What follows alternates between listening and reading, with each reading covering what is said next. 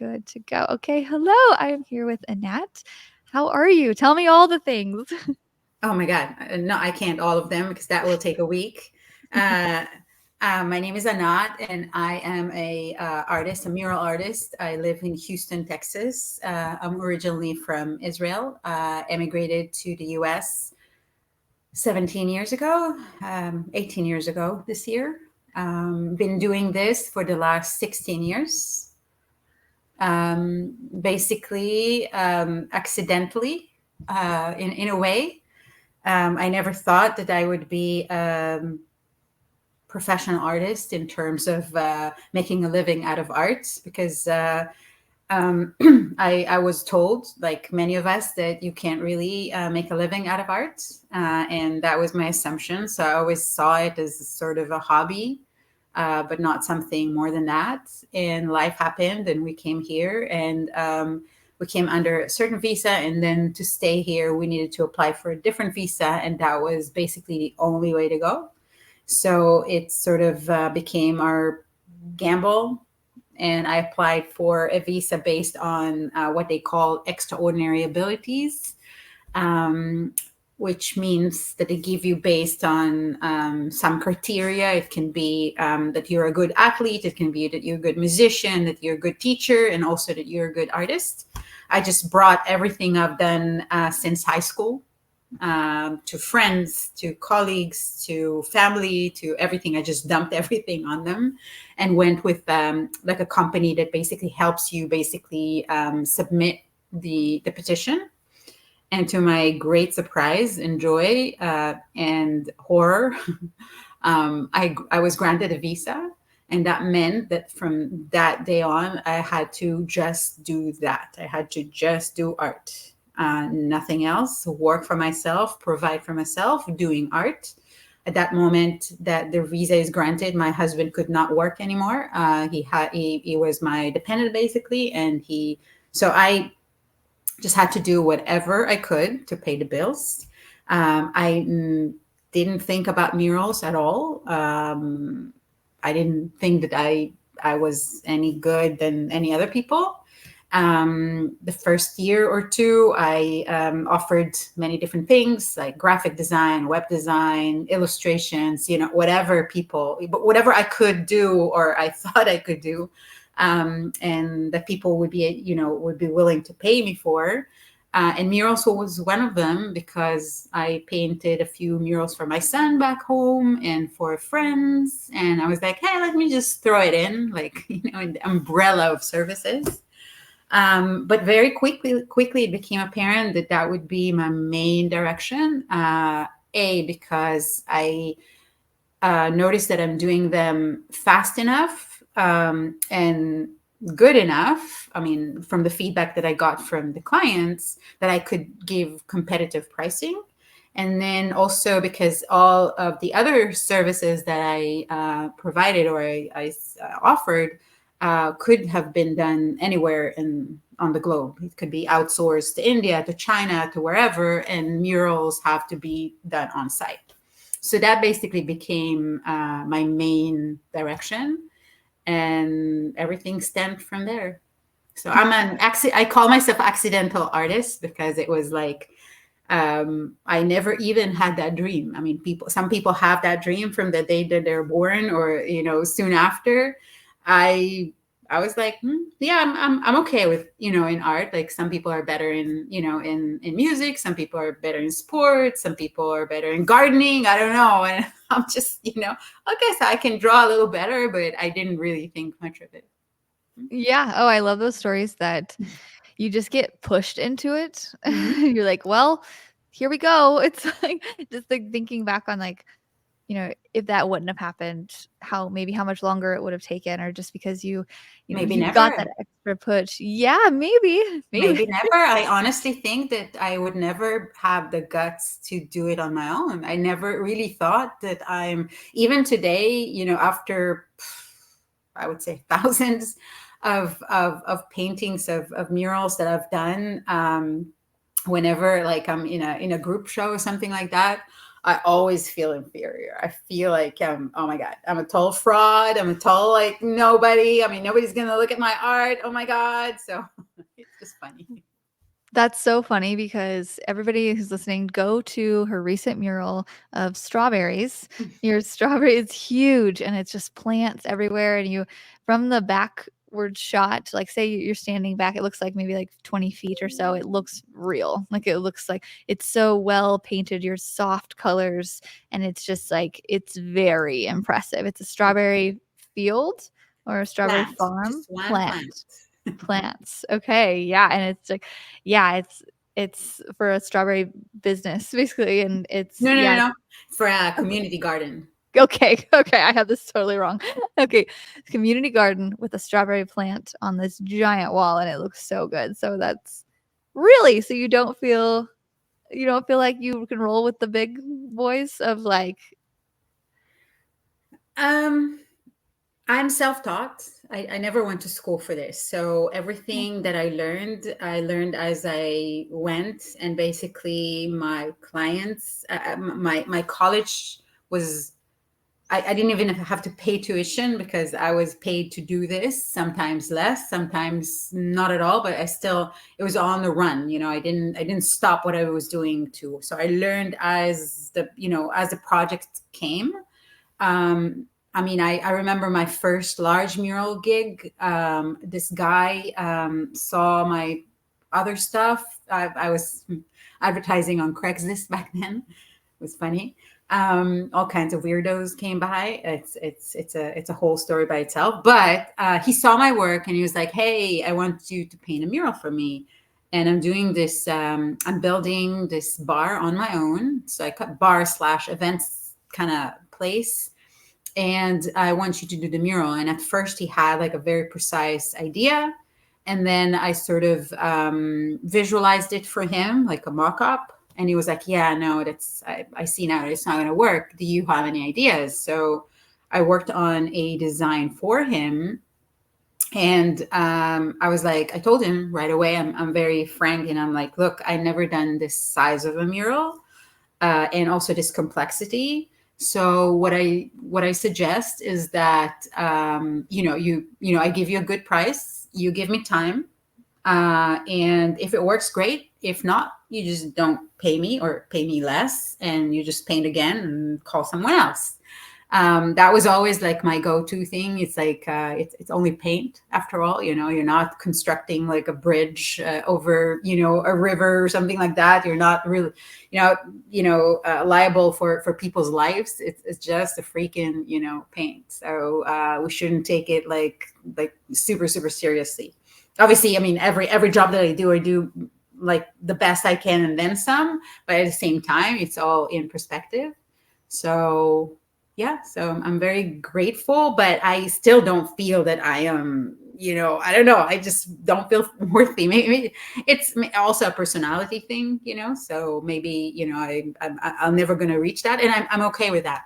I'm okay. I don't I want to keep on learning, and I want to keep on improving for myself, not for someone else. So yeah, it's just weird. I still feel like a fraud, and someone who doesn't really belong where the others go.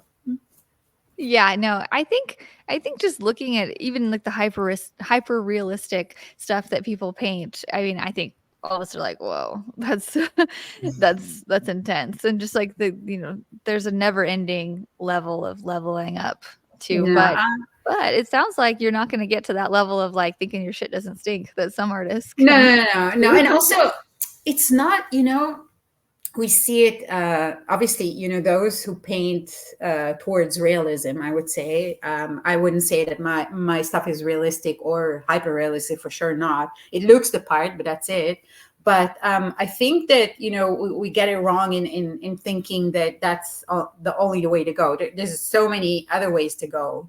That's the beauty about art in general. That really it's everything, and it's everywhere, and it's like any direction. And some people are inclined to do this. I mean, I didn't sit with myself and said, "Oh well, I really want to paint realistic." It just happened.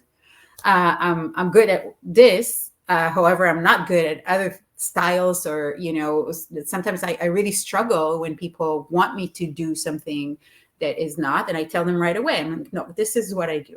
I do it for a reason, not because I'm a smartass, not because I'm stubborn. It's just that's how I do things.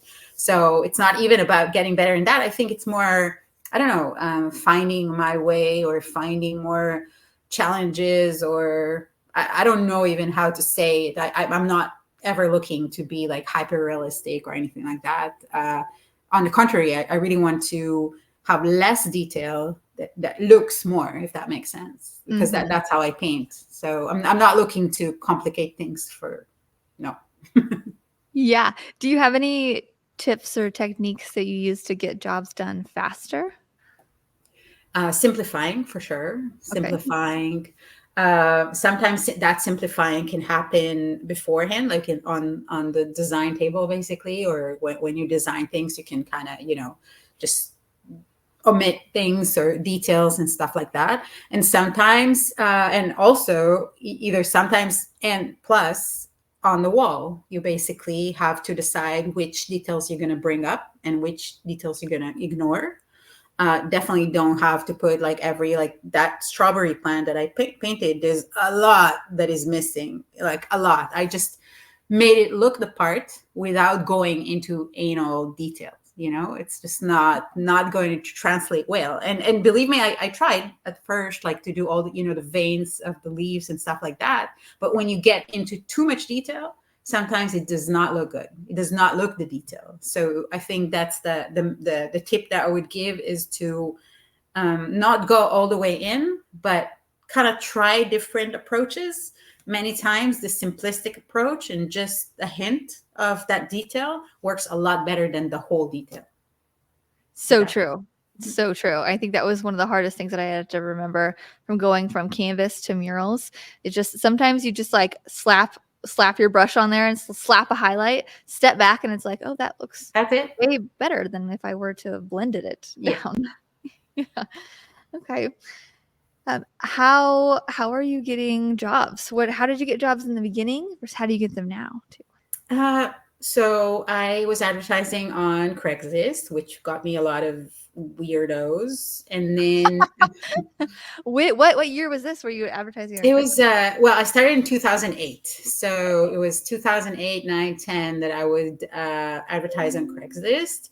Then, or parallel to that, what I do is go to Google Maps and look for businesses around me that might or might not want a mural, like schools or private schools or pediatric clinics and stuff like that. And I would just shoot an email, hey, the thing is, just I'm just one person, and I get, it takes only one project to get overwhelmed. So realistically, it's, I don't need like every day like a million of emails coming in, because it's not happening. It will not happen, and it will drive me crazy if it would. So it's really, just a measure. Along the way, I stopped doing all that. Now most of my work just comes from, I think, the circles that I sort of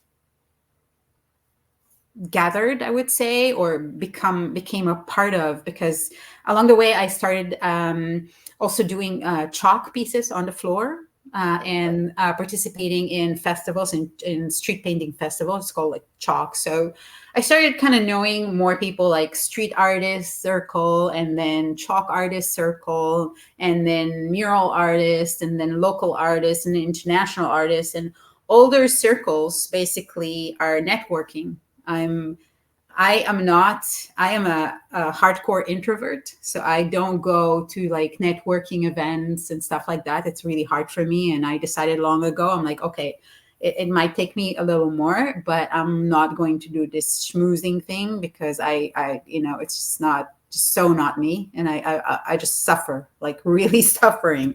So yeah, I don't know people personally, or don't know them in a way that, you just go to an event and kind of hug everyone and this and that. I don't do these kind of things.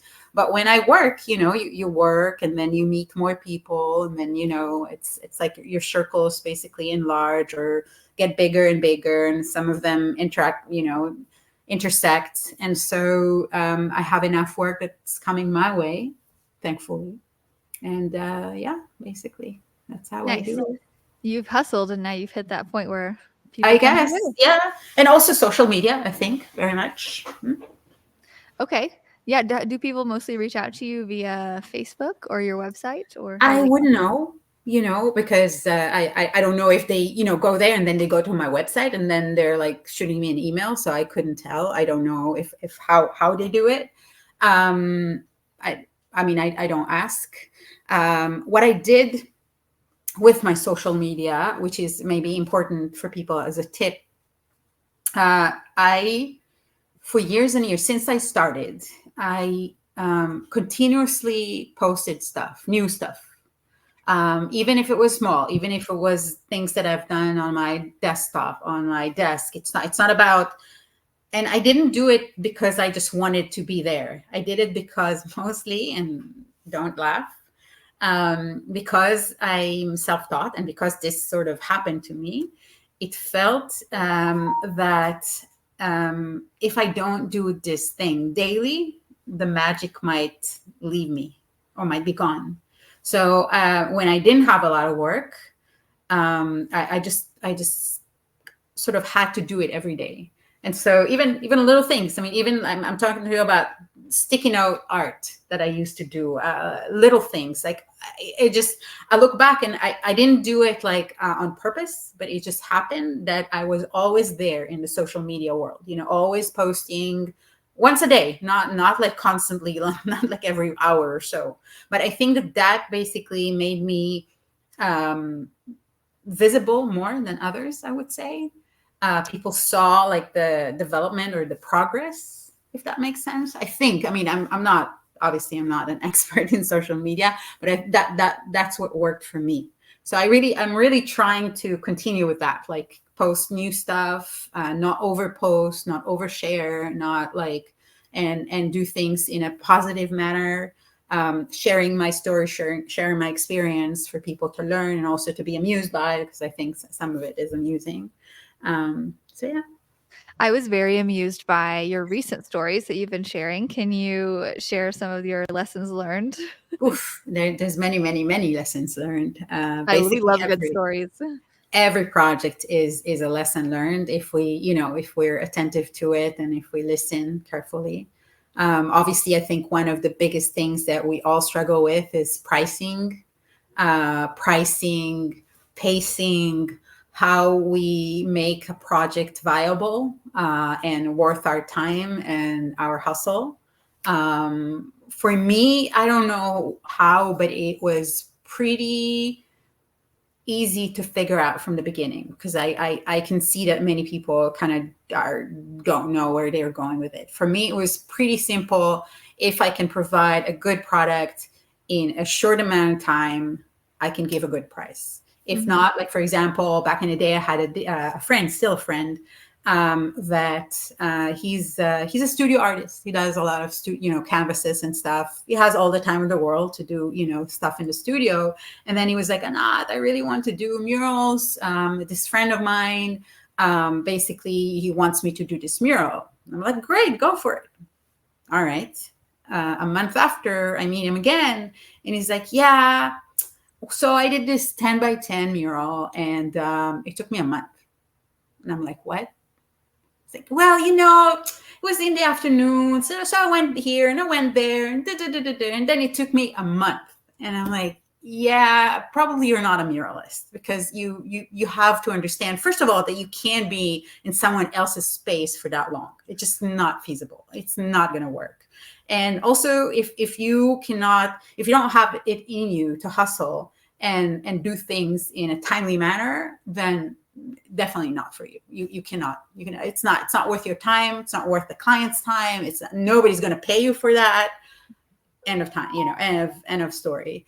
And yeah, it didn't do anymore. But yeah, there's some people, or for example, people who are super, super anal with details and stuff like that. You see that, I mean, it's just not, it has to be, it has to make sense from all directions. I mean, either you cut on the detail, or you're super speedy painter, or, something has to give, but it has to be worth your time, and the money that you get paid. What funny stories? Endless. I'll tell you a story. I just talked about with a friend. So we're talking about details, right? And that obviously when we paint, it's not like hyper realism. It's not even close. This lady, years and years and years ago, she, like, one of my first more largest, like, private residence jobs. It was like a mural by a pool, like a large wall, and they wanted like a stream kind of flowing with all kinds of animals and a forest and a tiny budget. But I was stressed by then, and I was desperate. So I was like, whatever you pay me, I'm grateful. Let me just do it. And she kept on adding things like her dog and her this and her that, and whatever, fine. And then by the end of the project, which was substantial, it was definitely not worth my time. But again, I was desperate. When she comes to inspect, I tell her, hey, I'm done. So she comes, and again, it's by the pool, so you mainly see it from the other side of the pool. You have to have some distance, like you said, like 20 feet away, right? And she goes like super close, like 10 inches from the wall. It's like this smidge over here. And I'm like, yeah, no, lady, I'm sorry. No, that's not how you look at a mural. That's not how you look. You can't go like that close and expect that everything will look smooth. I could spend here a month, but you'll have to pay me for that. And I don't think that that's in your cards. So she's like, oh, okay, I understand. But it was just, just sometimes it was a good lesson in knowing my lines, knowing my red lines, and knowing when, even when you're desperate, to say, okay, enough. You ask for this, that. I did a bunch of other things for her that weren't in the original basically deal, and when she came with that, I was like, okay, no, that's a no. And that's when when I told her that. So I think over time, I learned to be more assertive, not aggressive, but assertive, and telling people what I'll do and what I won't do, which again is something that a lot of us struggle with, including myself earlier on, right? Because when you struggle for work, and you can't afford any kind of gig to escape, or not to happen, you're basically desperate to do anything. I'm lucky that right from the beginning, I was able to, I would say, hold on to my vision in terms of design and look. I know that many artists don't do that because, you have a gig to paint, a big logo, or you have a gig to do it this style, you have this. And again, when you're desperate, you take everything and you try to do it, and fine. Somehow with me, not that I didn't have those jobs, I did, and I still do. But I try to take them and learn from them and sort of add myself into them, if that makes sense. Like, for example, I did back in a day, epic ceiling that was incredibly detailed and incredibly difficult. That was so not me. It was a pattern, basically. Solid colors pattern, definitely not what I do. But it really taught me, A, patience, B, that I can still do it and it still looks good, and also maybe integrate that within my work. Some of that, not all of it, but some of that. That was a whole story by itself, because I got screwed over very little pay. It was interior designer. I learned not to work with interior designers over that. Why? Wait, what? What? Yes. So that job came by from an interior designer, and my initial when the interior designer, this fancy interior designer, came to me, and they're like, "Well, we have this high end project, and we want you to do the ceiling that looks like a wallpaper, basically a wallpaper design that I had to redesign according to their definitions or their requests." And I gave them such a low price that was stupid. I didn't do I that was my first ceiling, I believe, or my first that kind of ceiling, I would say. And by the first hour of that job, I knew that I was in trouble in terms of like that I gave them a way too low of a price, and that was going to take time and effort that I wasn't, banking on. On my way home that first day, I cried the entire way home, and I really didn't want to do the job because it was hard, very hard. I basically printed like a large print, like a 2x3 of the pattern, and basically traced it to the wall every day, like with pencil and chalk on the other side. So basically, like carbon paper, and then painted it. Like very, very tedious work, very tedious work, and it had to be like certain colors. It was a nightmare. Anyways, by the end of the first day, I went home. I cried the entire way home. When I got home, I was like, okay, listen, I'm not the one to back away from a project. I'm going to see what happens the next morning. If I wake up and nothing hurts, I'm going to just take it one day at a time. And I woke up the next morning, nothing hurt. So I was like, okay, go back to work. So I went back to work, and it took me 10 days, and I completed that ceiling. I did ask for more. The interior designers was like, no. And so I was like, okay, that's enough. That was one job too many, and I appreciate this lesson, but no more working with interior designers. And yeah, but the ceiling came out came out beautiful. Very, very interesting. I can look it up. I don't know if you can hear. You can do it here. If you can share, can you share or no? Not really. I mean, I Um, can send it to you later, but or maybe if you include like a blurb. It was gorgeous ceiling, huge, huge lesson for sure what about did you paint on it? underpricing. The what? What did you paint on it? It was a floral pattern, Oh, basically a wow. graphic floral pattern. Yeah, yeah. On a ceiling. So flowers are tough in general. So you painted Well, on a ceiling. How much did you charge for it? I'm curious. I think it was 3,500 or something like that, like ridiculous. I mean, I Yeah. try now, really try to charge like $1,000 a day, Yeah. which is a Pretty lot. good. Yeah. But I'm fairly fast, and I give good products, so I feel confident that people will pay me for that. I try, because I'm an accidental artist, and because some of me is still resides in my past life.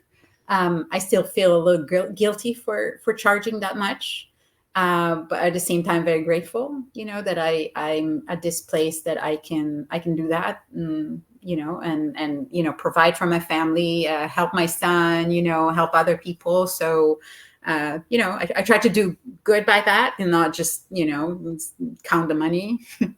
But yeah, yeah, it was definitely learned over time. At first, I think like the first few years, it was maybe $250 a day. Yeah.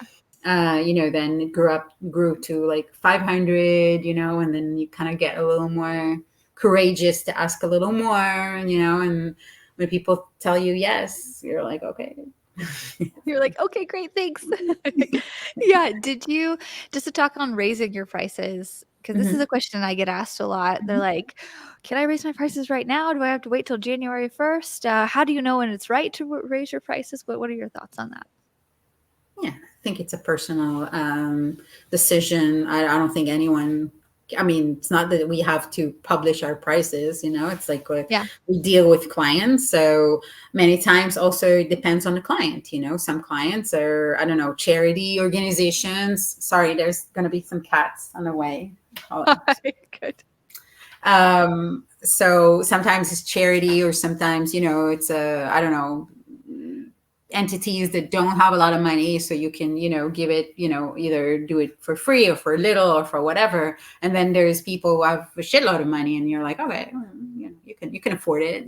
For example, I had a client 2 years ago. I always fall for that. I mean, no, sorry. I don't really do my research before, and that too, today with the social media and, the whole internet, you can actually look up, some people and their names and see where they stand. Not that I'm saying that you have to screw over, people who are more wealthy. However, you can know where you stand, right? So this guy, he calls me, and right away he's like, look, this is a high-end home. I called you because you do high-end work. I have no problem paying you. Just give me the best work. Boom. I'm like, okay, right. So I gave him. We did like 2 children's rooms, and he wanted a lot of detail. Not actually not big murals, but he was like, I want your best work here. And I'm like, okay, you got it. And it was about 4 to 5 days each room, and it was $4,000 per room. So that was a great project that actually funded my next 2 projects, which were unpaid. So there's the balance right there. I did like a mural at in Uvalde after the school shooting, and that was a sort of charity or voluntary work, so it wasn't paid. So that funded that trip and that mural over there. And then I think I had another trip somewhere else to also work for very little or nothing. So it's Yeah. cool. That's the way. I mean, it's funny because so after I got the visa, if we go back, I had to basically start planning to get the green card and eventually the citizenship. So how it's done, you have to, sorry about that, you have to prove that you're good. And how you prove you're good, not by showing your work. I mean, that's not the way to go. The way to prove that you are good is by either winning prizes, and I don't like competition, so I don't do that, or having shows or having articles, or basically being known, okay, in the field. So my way of doing that was through going to festivals, because I was like, hey, I'm going to show that I went to all these festivals. Obviously, the people in the committee don't know if you were, if there's anyone can go to the festival, or just those who are good. So I made it like, I garnished it to make it look as if it's, only the best go there, whatever. But what it did, it really, first of all, it opened up my love for that form of art, which is not only to pay the bills and not only to please the client, but develop my own sort of thoughts about art, or what I want to do when I grow up and so forth. Be able to express myself, what a lot of times we can't if we only do commissions. And again, opened up, my circles of, clients or potential clients, or just networking.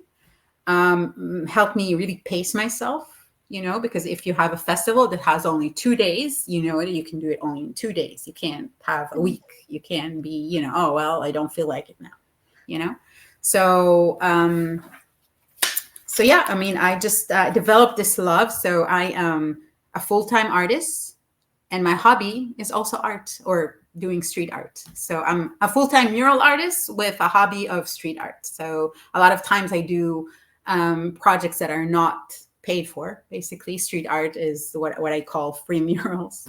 I see that. I know a lot of people see it in a sort of negativity, basically, like you shouldn't do like free art, you shouldn't do like free projects. To me, it's more sharing the gift that I have. And reward of doing street art is that you do what you want, period. And to me, that's the ultimate freedom. So I cherish it, even in the price of not being paid.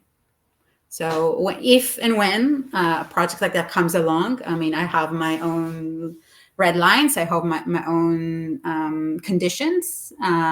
Like, for example, I'm not going to go to the other side of the world if I'm not getting paid, which I've done before. That's another story. But I'm not going to do that. Mostly the freebies will be next to, near home. So I don't run into a lot of expenses, mostly 1 or 2 days, not more, because I'm not going to waste that Mhm. time. Yeah. It has to come from me. It cannot come from someone else. I mean, if Yeah. someone comes to me and say, "Hey, can you do this for free?" I'm like, "Hey, no, sorry, I don't care." I mean, your cause might be the best cause in the world, but you cannot just assume that I'm going to do something free for you. No. Yeah, for sure. I got you. So your hobby is also with paint. So sometimes I just need to do something different. Recently gardening is a Mm-hmm. thing, but just creating things. But I'm like, I don't want to touch a paintbrush. I don't want to touch. So do you do spray paints with No. the street art? No, you do brush. Okay. Yeah. I tried that, and I have many friends that do spray paint. Uh, eh, um, First of all, I don't like the limitation of the spray can, like that you have to use only that color, or like to blend you have to have two colors or more, and the brush is so easy. You just you just mix that color with that color, and boom, on the wall or Mhm. on a plate, or on wherever, and you have endless hues and endless colors. I also use a lot of oops paints, a lot of mist tints, like at the Home Depot when they have them, they mix the wrong colors and they offer them at like very cheap. So all of our garage is lined up with oops paints and paints from past projects for the garden, for that strawberry plant, also for the hands. I didn't even buy 1 gallon of paint. It was all from the garage. So I try to reuse, recycle, just use what I have. And spray paint has so much waste that I'm like, Mm. I just the thought of it is like, oh no. Also, I don't know. You have to really have a lot of like muscles in the finger. I don't know how that works, but I don't know. It doesn't work for me. No, I mean it's like Yeah. I Yeah. don't know. I don't know how they do it, and like shaking it all the time. And it's like, Yeah, I've dabbled in it, but I'm like, or a brush, or we could yeah, just blend with a so much brush. simple. Like, oh, do all these little details. I'm like, just pick up a brush. I mean, that's it, mate. Yeah.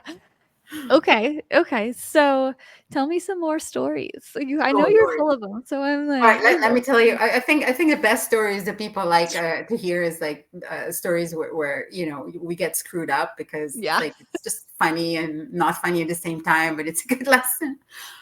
So talking about festivals and stuff like that, I got this. And again, I'm a hardcore introvert. I don't go. I mean, we don't leave the house, at night. It's like me and the husband, the same thing. I mean, we just don't go. We have very, it's like we and the cats, and that's about it. And then we're happy that way. And then 2018 came this offer invitation to be a part of a project in a remote little town of 1 million people in India. And I'm like, ugh, no, I really never had any desire to go to India, unlike others that do, but I was no. And I came to the dinner table, and I told my husband, sure that he's gonna say, yeah, no, it's not gonna happen. It wasn't a lot of money, and it was more about the adventure, and I'm not adventurous. But he was like, hmm, that sounds interesting. You should take it. I'm like, really? He's like, yeah. Okay. So I did, and it was just horrific. It was horrific in so many ways. First of all, just a shock to land in Mhm. India in like a remote town. It's Yeah, not Delhi. I feel you. Yeah. Ugh.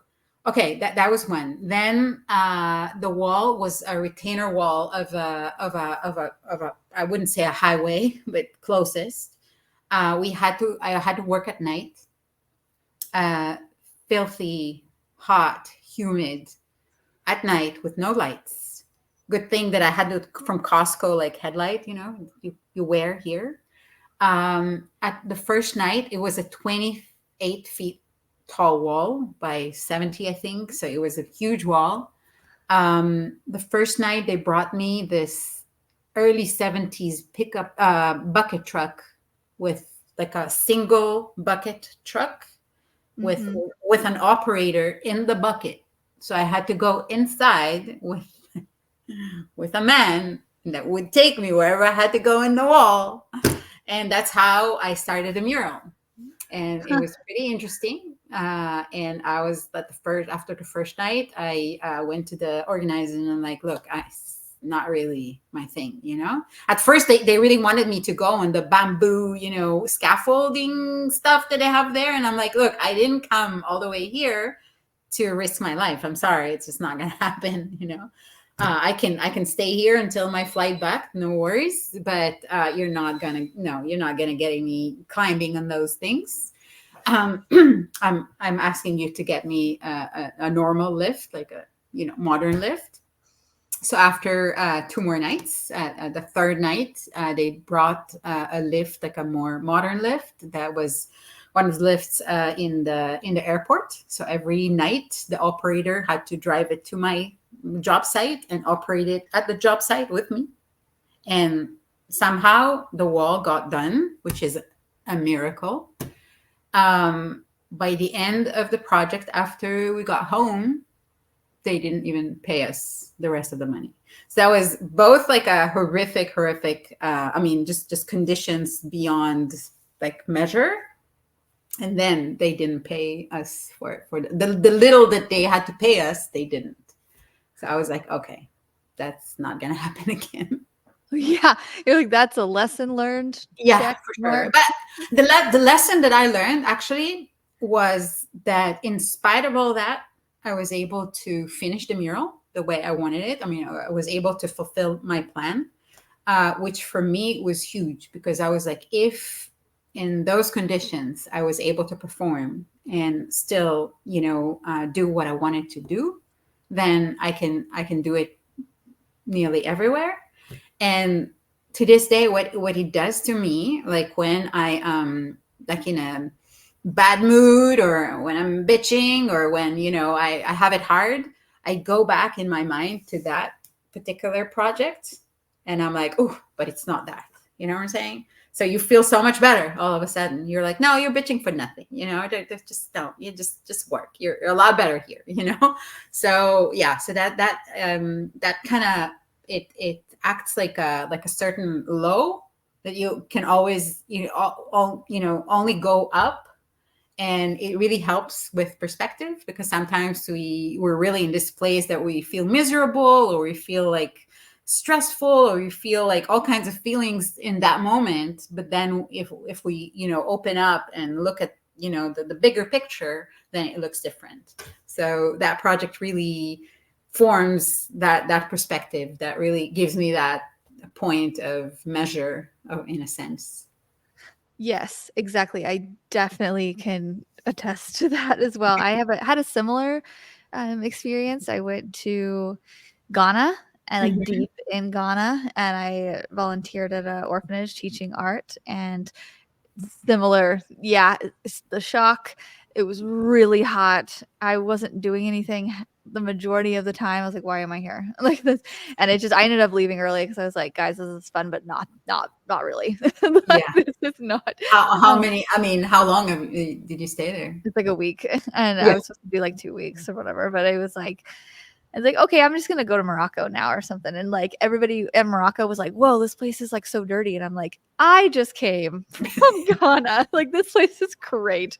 Like, and also just, I mean, I painted in an orphanage. Like, so it's like you just get, I was scarred by that for a while, like a long time. And it was like the guilt of living in this society and just like my friends are texting about getting their shirts on Amazon and stuff like that. I'm like, these children over there have nothing. Like, this is, don't bitch like they sent you the wrong size. Like, I cannot handle this.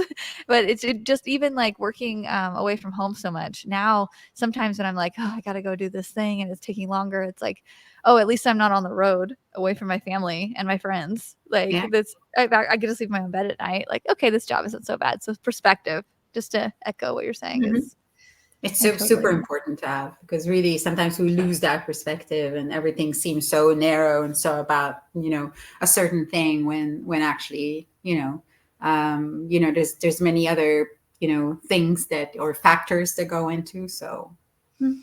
but yeah, I Yeah. remember stepping out of the airport and knowing that I have to put everything that I know about my life in a back pocket and leave it there until I come back, because I couldn't compare, because there's no comparison. It's so different that you're like you're either there or here. There's no correlation. There's no connection between the two. For many other, I mean, I come originally from the Middle East, so it's not. It wasn't that foreign. It was a lot worse from what I knew, but it was like I have experienced some of it before. So for me, it wasn't like a total shock, but at the same time, yeah, this is nowhere near where I live, and my way of living and the way we nothing. I mean, basically, like the streets is like basically people, cars, trucks, buses, cows, dogs, people, motorcycles going all directions all the time. There's no law, there's no order, there's no, like, people throw things on the street there, like it's the garbage. I mean, the dust, like the it's just overwhelming. Especially if you come with again a Western mindset and you're like, oh well, really we're used to things looking that way or this way, or things being handled a certain way, and then you get somewhere so different, it can really drive you nuts. So I just chose to kind of put it all in the back pocket and say, okay, let's just experience this as it is here, and the best I can, and just move forward. Yeah, that's a good way to think about it. Because if you're wanting it to be like home, or you're wanting anything other than the present moment, then it's going to be a longing that's not going to be I served. Every So, trip that I have, my every trip, like doesn't matter where, including I was in Australia. It was a great trip. But the minute I land, I already want to go back. I'm like, I'm halfway back to the plane to go back home. I'm like, I'm good. I'm good. The flight was good. Now let me go back home. I don't want to experience nothing more. I'm good. I just want to go back home to my cats and my husband and my house and my bed, and that's it. But yeah, but no, there is a lot to learn out there. Even as an introvert, I'm definitely not adventurous. I'm definitely not seeking. I'm not an how do you say it, like a discovering new countries or anything like that, but there is a lot to be learned. And again, for the perspective, for even for art, we are inspired by different things, like in Australia, for example, just to see the different scenery, to you drive and basically you see kangaroos and emus, by the side of the world, the roads. Like we have deer here, and I don't know, possums or armadillos, and they have emus and kangaroos. Like they're jumping at you. I'm like crossing the street, crossing the roads.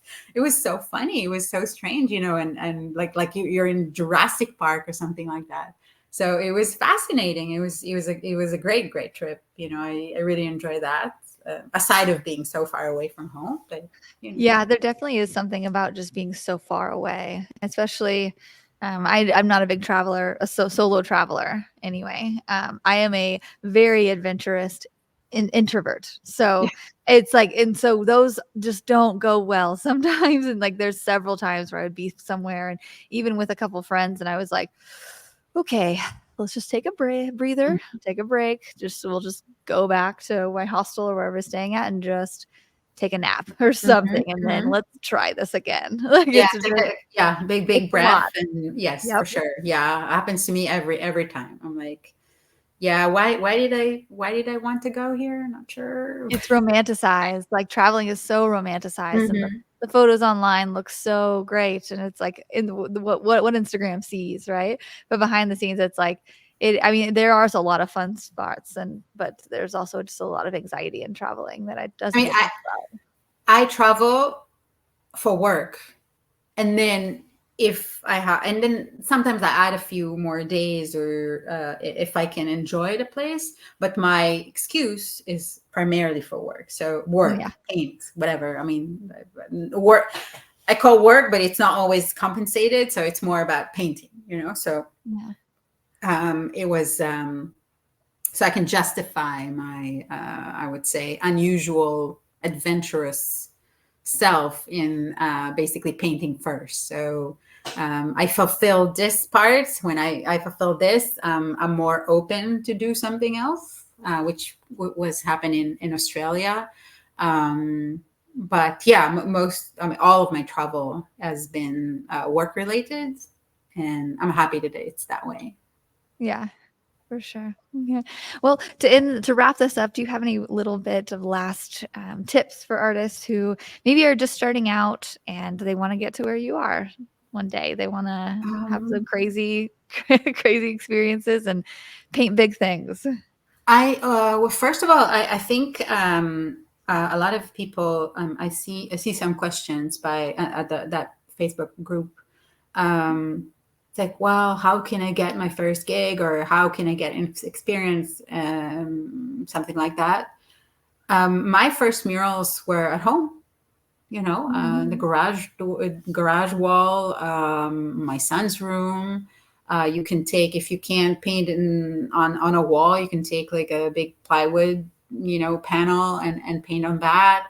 You can paint for friends. You can paint for, I don't know, animal shelters. You can paint for, you know, there's so many places that one could paint on and at for without you know, just to get that experience, and also to listen to oneself. I mean, it's, to be honest with you, I don't know how people see this, the mural thing as a glorified thing. I mean, for me, it's a lot. It's hard work. It's hard physical work. Many times, not in good conditions. I live in Houston. I can tell you that working outside from now until November, basically, it's hell. It's like working in on the sun, basically. It's not fun at all. You sweat, you know, you're miserable. It's humid. It's not fun. So, but anyways, if someone has it in them, if someone really wants to be a mural artist, Mhm. um, it's not for everyone. It's just not, you know. So I would say be frank with yourself, and try it a few times. If you see that you're not fast enough, if you see that you're too anal about details, if you see that you're not getting good feedback, if you see that you cannot pace yourself, maybe it's not for you. Don't you know, just know the limitations, because I think that a lot of people are too, you know, they have a, you know, a goal, I have a target, and they don't realize that sometimes maybe it's just not for them. Maybe something else is for them, and that's fine. You know, it's not. I mean, murals have chosen me. Mural work has chosen me. I never aimed there to begin with. It was one of the things that I did. It worked well for me, but at the same time, maybe, if in hindsight, I think it makes more sense to be a studio artist, you know, or to develop this studio artistry on the side, just because at some point you're just too old, and too cranky to go on a scaffold or on ladders. I'm 53 now. I don't know how long I'll be able to climb on scaffolds and work outside. You know, I wish I could be in the AC, all day and work, in the studio and be able to pay the bills that way. Yeah. So don't be stubborn into saying, oh, just all I want to do is to be a mural artist. Just listen to yourself, give yourself some room, try new things, try other things, and see what works best for you and what you work best for with. So That makes true. sense. It is. It's a workout to get things It's done. life, it develops. It's not like it's not like a one way street. So true. Yes. Thank you so much for chatting today, Anat. Thank you. I am going to continue to follow along with you, and I suggest everybody else do the same. So thank you so much. Thank you. I'm going to end this.